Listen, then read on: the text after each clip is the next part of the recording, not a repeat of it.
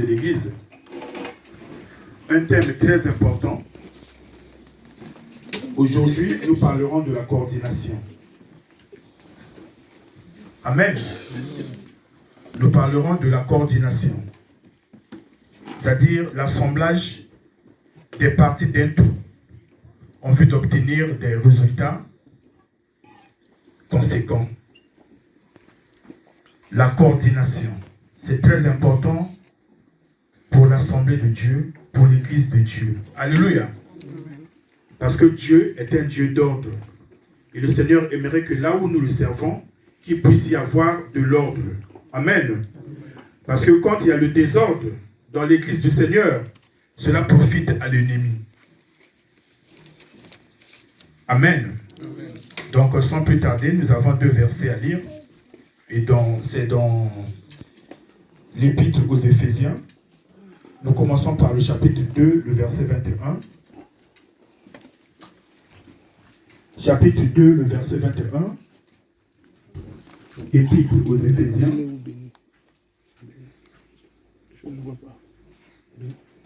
Amen.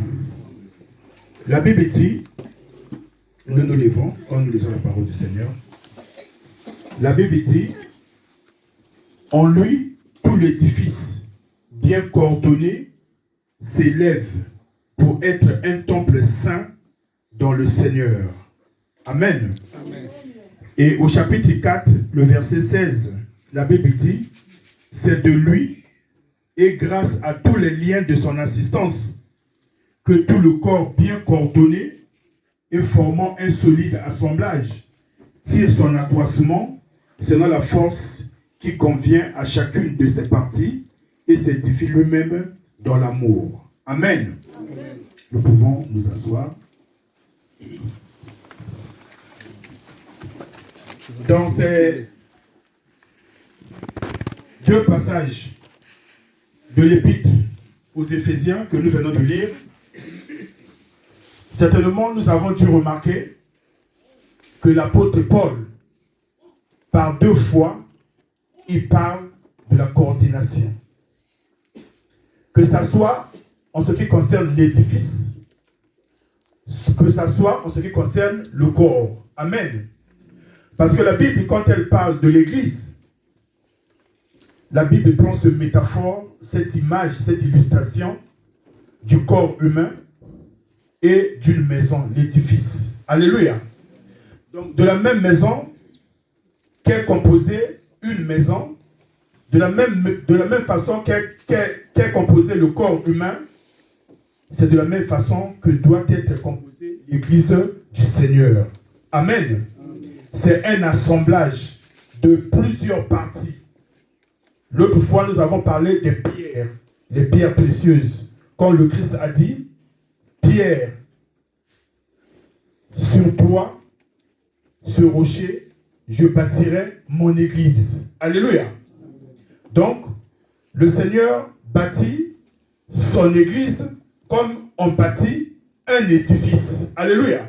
De la même façon que est constitué le corps humain. Il a plusieurs parties, mais qui forment un tout. Alléluia. Donc la coordination, c'est-à-dire c'est l'assemblage des parties d'un tout afin d'avoir des résultats déterminés. Alléluia. Parce que s'il n'y a pas cet assemblage, s'il n'y a pas cette union, s'il n'y a pas ce tout qui reste ensemble, il serait difficile qu'on puisse parvenir à des bons résultats. Amen. D'où l'importance de parler de la coordination. Et ici, l'apôtre Paul insiste sur coordonner et coordonner. Alléluia. Et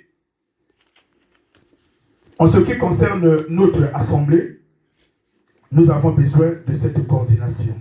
Alléluia.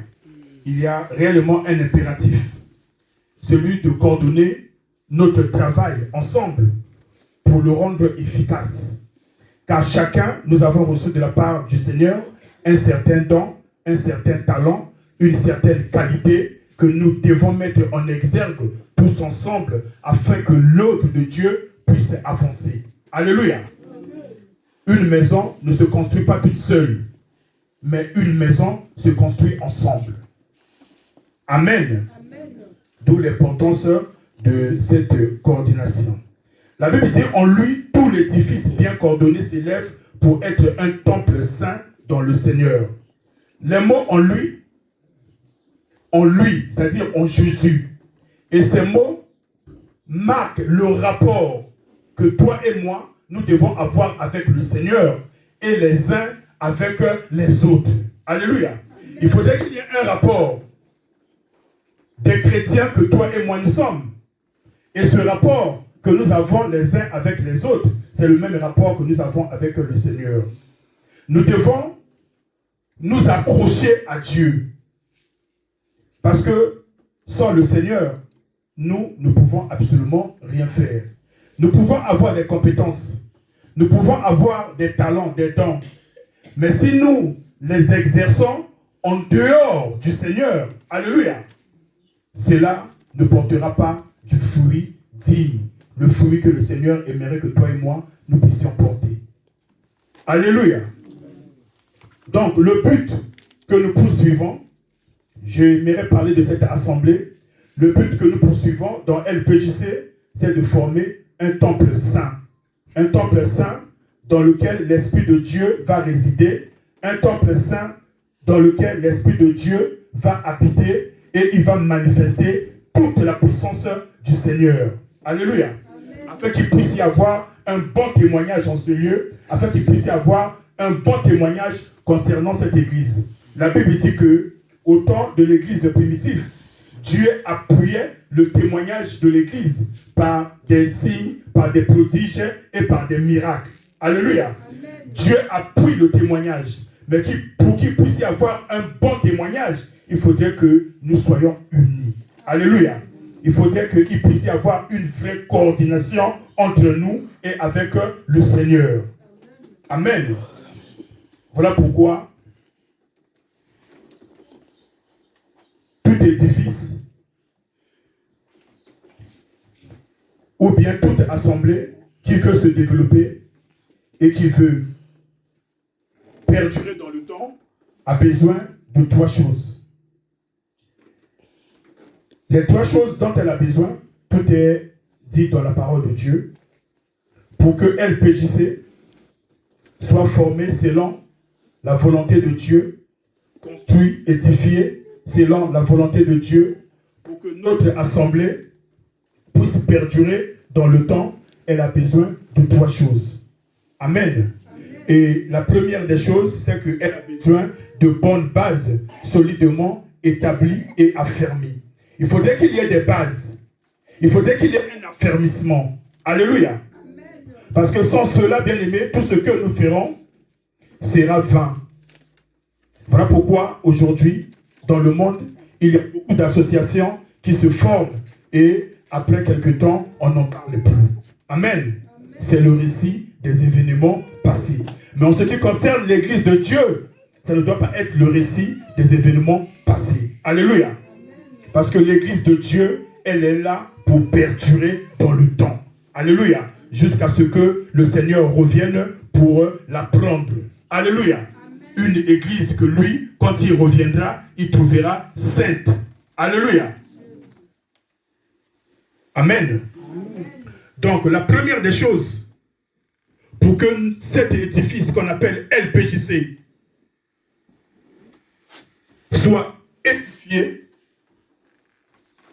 puisse perdurer, elle a besoin de bonnes bases solides.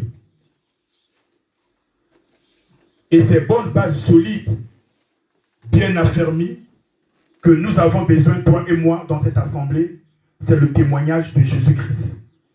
C'est l'œuvre de Christ. C'est la parole que le Seigneur nous a donnée. Ce sont ses enseignements. Amen. Amen. Sans plus tarder, nous allons prendre un passage, 1 Corinthiens. 1 Corinthiens chapitre 1.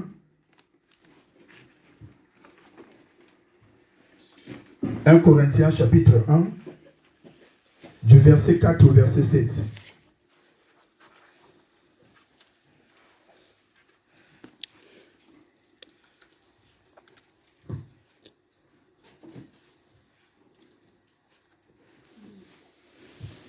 La Bible dit, dans 1 Corinthiens, je rends à mon Dieu de continuer les actions de grâce à votre sujet pour la grâce de Dieu qui vous a été accordée en Jésus-Christ. C'est en lui, car en lui, vous avez été comblés de toutes les richesses qui concernent la parole et la connaissance. Le témoignage de Christ ayant été solidement établi parmi vous, de sorte qu'il ne vous manque aucun don dans l'attente où vous êtes de la manifestation de notre Seigneur Jésus-Christ. Amen. Ici, on nous parle de ce don, l'édifice, l'église, que toi et moi nous avons besoin. Alléluia. Amen. Nous avons parlé des trois choses. Là, nous parlons de la toute première chose. Pour que l'église de Dieu soit bien édifiée, pour que l'église de Dieu puisse perdurer dans le temps. Alléluia. Amen. Nous avons besoin des bonnes bases solidement édifiées et affermies. Nous avons parlé de la parole de Dieu, de son témoignage, et l'épître aux Corinthiens nous le confirme. Je rends à mon Dieu de continuer les actions de grâce à votre sujet pour la grâce de Dieu qui vous a été accordée en Jésus-Christ. Le Seigneur nous a accordé une grande grâce. Alléluia. Amen. Et la grâce que nous avons reçue du Seigneur, elle est en Jésus-Christ. Sans Christ, nous ne sommes absolument rien. Alléluia. Amen. Car ici, on nous dit encore que Dieu nous a comblés. Il a comblé son Église. Il a comblé son peuple. Il nous a comblés de toutes les bénédictions. Alléluia. Amen. La connaissance de Jésus-Christ, la parole de Jésus-Christ, l'œuvre de Jésus-Christ, le témoignage de Jésus-Christ, ce sont les bases, alléluia, qui concernent l'Église. L'Église doit être assise sur cette base-là. Alléluia. S'il n'y a pas la parole de Dieu, s'il n'y a pas le témoignage de Jésus-Christ, si l'œuvre de Dieu n'est pas ancrée en chacun de nous, il sera très difficile que nous puissions édifier l'Église de Jésus-Christ. Amen.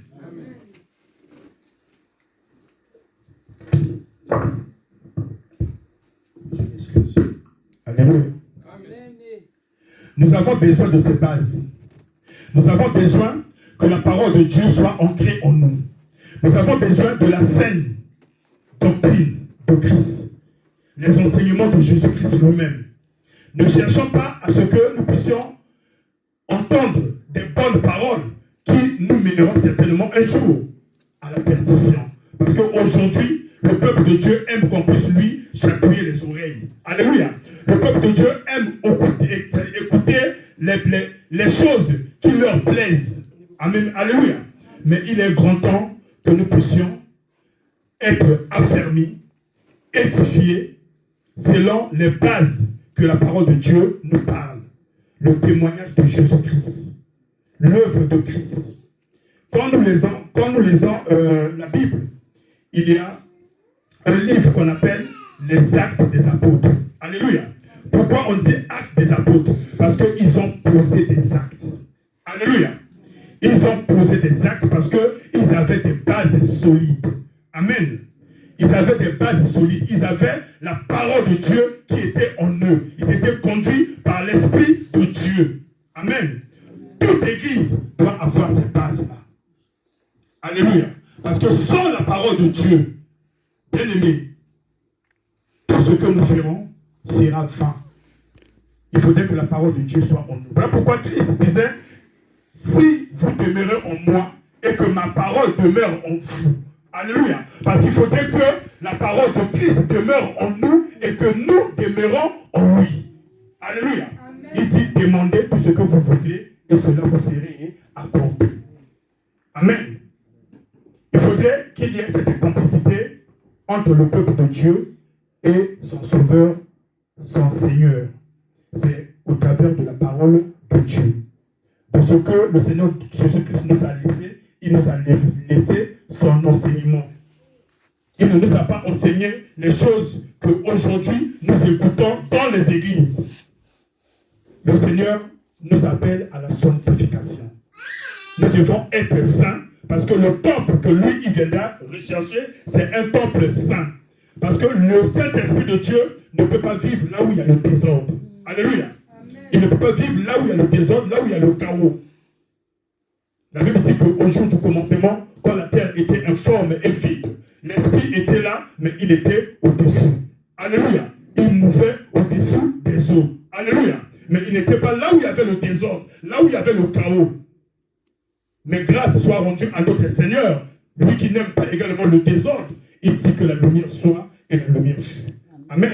Il faudrait qu'il y ait de la lumière là où les enfants de Dieu s'assemblent et se rassemblent, se réunissent. C'est cette lumière qui fait en sorte que la parole de Dieu soit toujours ancrée en nous. Alléluia. Amen. Donc la première des choses que nous avons besoin pour que l'Église de Dieu soit édifiée, pour qu'elle puisse perdurer dans le temps, elle a besoin de ces bases solides qui seront ancrées en chacun de nous. C'est la parole de Dieu, c'est Jésus-Christ. Amen. Amen. La Bible dit que Christ en nous, l'espérance de la gloire. Parce qu'il faudrait qu'il soit en nous. Mais comment il peut être en nous si ce n'est au travers de sa parole? Alléluia. Amen. Donc la toute première des choses, ce dont nous avons besoin, c'est que la parole de Dieu, son témoignage, soit en nous. Éphésiens 2, 19 à 22. Éphésiens 2, 19 à 22.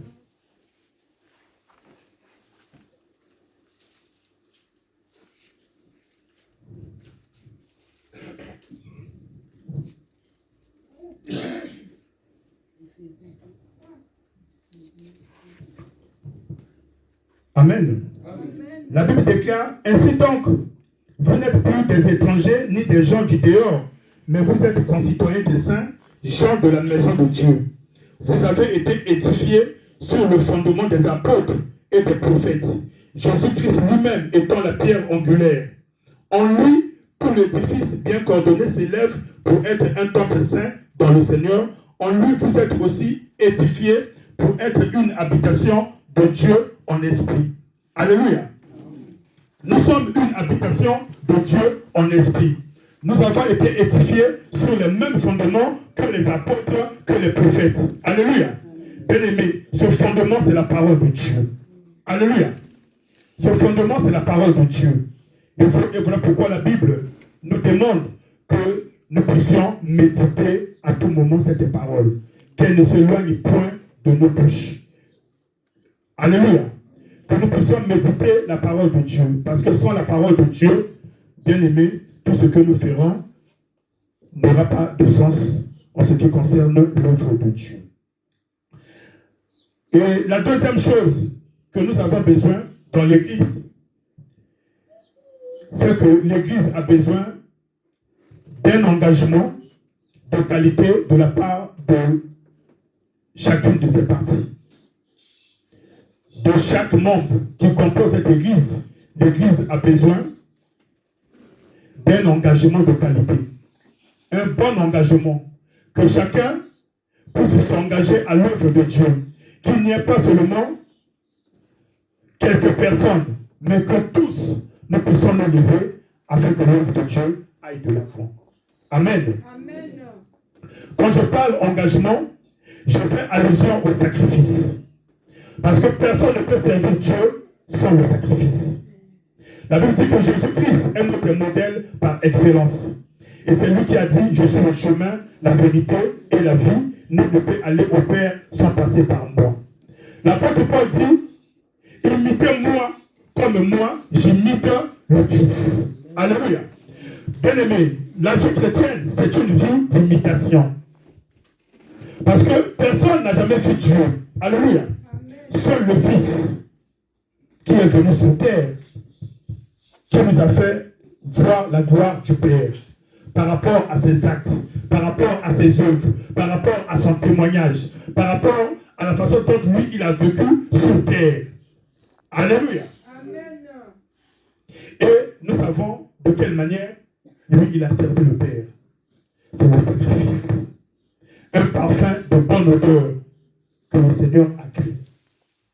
Parce que si on ne se sacrifie pas, ça ne sera pas facile ni évident de pouvoir servir Dieu. Le service et le sacrifice vont de pair. Si on veut s'investir dans l'œuvre de Dieu, c'est qu'on accepte le sacrifice. Alléluia. Le Seigneur Jésus dit que celui qui veut me suivre doit renoncer à lui-même. Alléluia. Renoncer à soi-même, c'est un sacrifice. Alléluia. Tu te regardes pour toi, de la façon dont toi tu voudrais, mais tu te regardes de la façon dont Dieu veut que tu sois. Alléluia. C'est ça le sacrifice. Tu ne t'occupes plus de ce qui est à toi, mais tu t'occupes de ce qui est à Dieu. Alléluia. Et le reste, c'est le Seigneur lui-même qui le fera. Amen. C'est lui qui a dit dans sa parole, cherchez premièrement le royaume de Dieu et sa justice. C'est un sacrifice. Cherchez premièrement le royaume de Dieu et sa justice. C'est-à-dire ce qui concerne Dieu premièrement. Alléluia. Ce qui nous concerne, c'est secondaire. C'est un sacrifice. Une église qui veut s'édifier, une église qui veut avoir un bon témoignage, une église qui veut perdurer dans le temps, doit avoir des bases solides. Elle doit s'engager, passer par le sacrifice. Parce que sans le sacrifice, il sera difficile que cette église puisse perdurer dans le temps. Amen. Amen. Nous lisons Romains 12.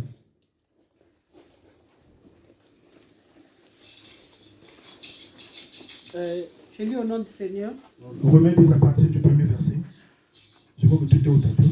Je vous exhorte donc, frères, par les compassions de Dieu, à offrir vos corps comme un sacrifice vivant, saint, agréable à Dieu, ce qui sera de votre part un culte raisonnable. Ne vous conformez pas au siècle présent, mais soyez transformés par le renouvellement de l'intelligence, afin que vous discerniez quelle est la volonté de Dieu, ce qui est bon, agréable et parfait. Par la grâce qui m'a été donnée, je dis à chacun de vous de n'avoir pas de lui-même une trop haute opinion, mais de revêtir des sentiments modestes selon la mesure de foi que Dieu a départie à chacun. Car, comme nous avons plusieurs membres dans un seul corps, et que tous les membres n'ont pas la même fonction, ainsi, nous qui sommes plusieurs, nous formons un seul corps en Christ, et nous sommes tous membres les uns des autres. Puisque nous avons des dons différents, selon la grâce qui nous a été accordée, que celui qui a le don de prophétie l'exerce selon l'analogie de la foi. Que celui qui est appelé au ministère s'attache à son ministère. Que celui qui enseigne s'attache à son enseignement. Et celui qui exhorte à l'exhortation. Que celui qui donne le fasse avec libéralité. Que celui qui préside le fasse avec zèle. Que celui qui pratique la miséricorde le fasse avec joie. Amen. Amen. Ce passage nous parle de tout. Alléluia. Il est tellement explicite en ce qui concerne l'engagement de tout un chacun. Parce que de la part du Seigneur, tous nous avons reçu quelque chose. Une fois que nous avons accepté le Seigneur comme Seigneur et Sauveur, c'est le même esprit qui était dans le Fils et c'est le même esprit qui est en chacun de nous. Amen. La Bible dit que nous sommes le temple du Saint-Esprit. Et le Saint-Esprit de Dieu nous a donné à chacun des dons. Des dons que nous devons mettre en exergue pour l'avancement de l'œuvre de Dieu. Amen. Amen. Donc ici on dit, Paul dit, je vous exhorte donc, frères, par les compassions de Dieu, à offrir vos corps comme un sacrifice vivant, saint, agréable à Dieu, ce qui sera de votre part un culte raisonnable. Alléluia.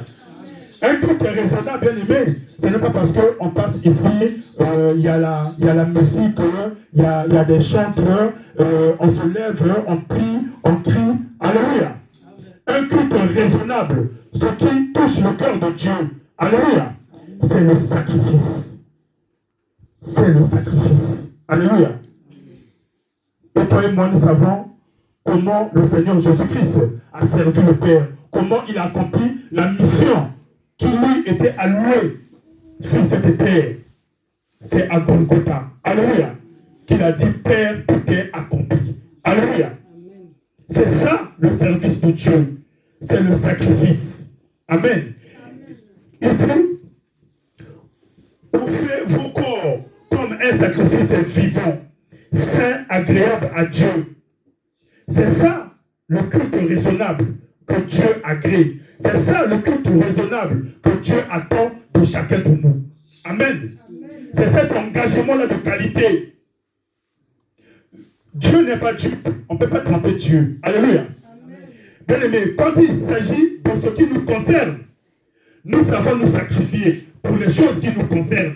Nous savons nous sacrifier pour ce qui concerne notre famille. Nous savons nous sacrifier. Alléluia. Mais en ce qui concerne Dieu, nous mettons ça au second plan. Toujours au second plan. Mais Dieu prend note. Alléluia. Dieu sait toutes choses. La Bible dit qu'il sonde même nos cœurs, les intentions de nos cœurs. Avant même que nous ne puissions faire quoi que ce soit, Dieu sait. Alléluia. On peut tromper un homme, mais on ne peut pas tromper Dieu. Voilà pourquoi la Bible dit que ce jour-là, quand les gens viendront vers le Seigneur et diront, Seigneur, en ton nom, nous on a fait ceci, on a fait cela, nous t'avons servi. En ton nom, nous on a fait des miracles, on a fait des prodiges. Le Seigneur leur dira, éloignez-vous de moi, vous qui commettez l'iniquité, je ne vous ai jamais connu. Alléluia. Parce que quand on ne s'engage pas avec son cœur, parce que le Seigneur aimerait que nous puissions le servir avec notre cœur, il faudrait qu'il y ait un sacrifice. Alléluia. Un engagement de qualité. Dieu n'est pas là pour que nous puissions lui donner des miettes. Alléluia. Nous passons peut-être 15 heures au téléphone à parler de tout et de rien. Alléluia. 15 heures au téléphone. Mais quand il s'agit de prier ou bien de se mettre à l'œuvre du Seigneur, nous disons toujours qu'on n'a pas le temps. Alléluia. On n'a pas le temps. Est-ce que quelqu'un avec moi? Amen. Est-ce que quelqu'un avec moi? Amen. Nous, on a le temps pour autre chose. Mais on n'a pas le temps pour le Seigneur. Voilà pourquoi la Bible dit que mon peuple périt par manque de connaissance. Nous ignorons que le maître des temps et des circonstances, c'est le Seigneur lui-même. Alléluia.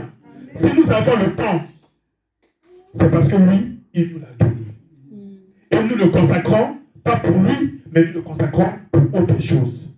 Mais un jour, le Seigneur viendra et nous rendrons tous compte du temps que lui, il nous a donné et que nous n'avons pas pu le servir. Amen. Bien aimé, l'Église a besoin de cet engagement. L'Église a besoin que nous puissions nous engager. Pas superficiellement, mais corps, âme et esprit. Que nous puissions nous investir pour l'avancement de l'œuvre de Dieu. Alléluia. Amen. Il dit, ne vous conformez pas au siècle présent, mais soyez transformés par le renouvellement de l'intelligence, afin que vous discerniez quelle est la volonté de Dieu, ce qui est bon, agréable et parfait. À un moment donné, il faudrait qu'on se pose les questions. Est-ce que ce que je fais pour le Seigneur le trouve-t-il bon, agréable et parfait, ou bien c'est selon ma conception à moi? Alléluia. Il faudrait que nous nous posions des questions. Ce que nous faisons pour l'œuvre de Dieu, ce que nous faisons pour la gloire de Dieu, est-ce que cela est bon? Est-ce que cela est agréable? Est-ce que cela est parfait pour le Seigneur?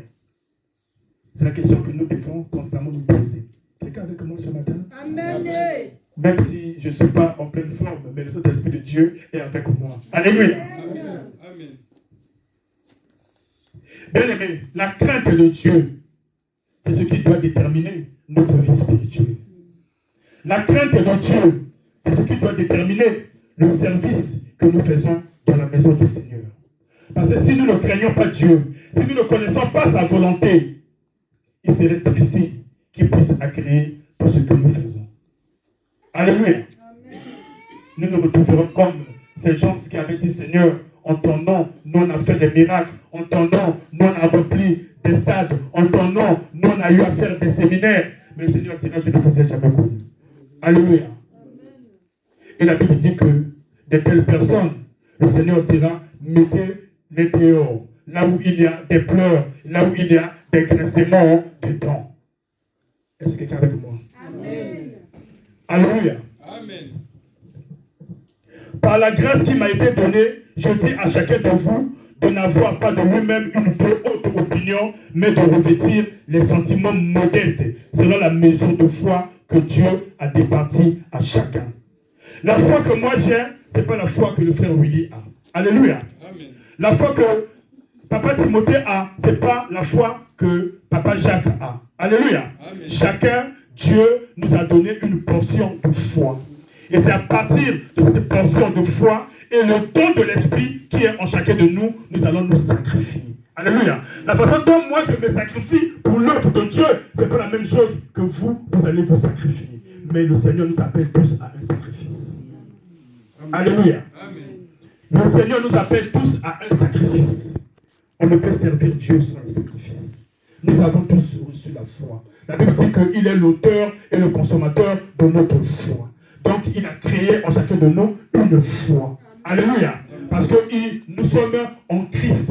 C'est la position là où toi et moi nous sommes. Nous sommes en Christ. Si nous sommes en Christ, donc nous avons la foi en Jésus-Christ. Alléluia. À partir de cette foi et à partir des dons qu'il a départis à tout un chacun, nous devons nous engager. Alléluia. Nous devons nous investir. Je ne demande pas que nous puissions faire les choses pareillement. Non, mais selon la foi de tout un chacun. Selon le don de tout un chacun. Alléluia. La Bible dit que les dons de l'esprit ont été donnés pour l'utilité commune. Alléluia.